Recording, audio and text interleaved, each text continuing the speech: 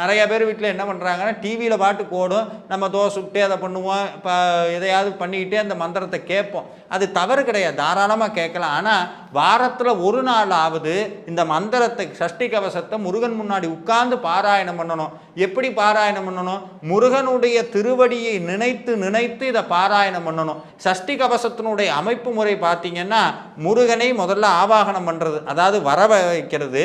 முருகன் வந்தால் என்னென்ன அடையாளங்கள் எல்லாம் இருக்கிறது அப்படிங்கிறத வர்ணனை மூலமாக முருகன் வந்ததை சொல்றது. முருகன் வந்த பிறகு சில வேண்டுதல்களை வைப்பது, அதாவது என்னுடைய உடம்பை காக்க வேண்டும், என் எதிரிகளை மாற்ற வேண்டும்ங்கிற அந்த பிரார்த்தனை வைப்பது. பிரார்த்தனை வைத்த பிறகு நன்றி தெரிவிப்பது.